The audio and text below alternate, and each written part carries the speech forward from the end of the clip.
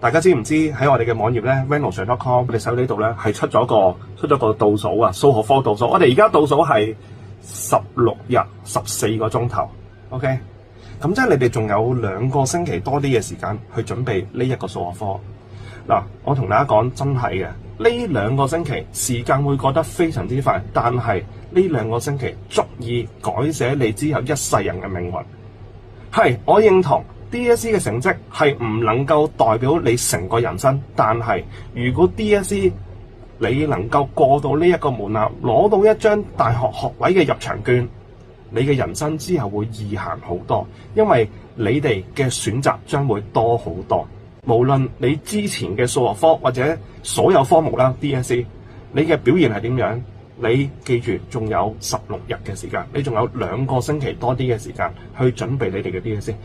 2個星期永遠都係最關鍵，可以扭轉局勢嘅一個時間嚟。我希望你哋咧保持到一貫嘅水準，將最佳嘅狀態喺考試嗰陣發揮到出嚟，咁樣就已經係完成咗你哋 DSE 唔會後悔嘅一個過程啦，得唔得？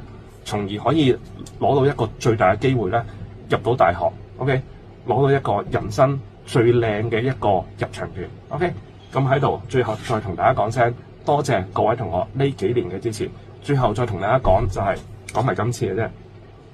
如果之後溫書有啲咩嘅問題，考 DSE 之前隨時問我，我都會即時去覆嘅。考完 DSE 之後放榜之前，對於 JUPAS 有啲咩問題，歡迎隨時問我。對於升學有問題，隨時可以 WhatsApp 揾我。同埋考完 DSE 咧，我哋可以約出嚟食飯㗎。每一年都係，我會約啲同學咧約出嚟食飯，大家可以傾下究竟你哋嘅前途係點樣啊？亦都有嘢問嘅，亦都可以揾我幫手啦。因為我都識唔同行業、唔同圈子咧，都識好多人嘅。OK， 咁如果大家將來有啲咩問題，都可以隨時揾我幫手嘅。OK。以往我每一堂咧，最後都會同大家講嘅嗰一句就係，各位同學，我哋喺下一堂再見。嗱，呢一句咧，今堂真係唔識用啦，因為我哋冇下一堂啦。各位同學，我哋喺 DSE 之後約出嚟食飯再見，多謝大家支持，我係 Renosir。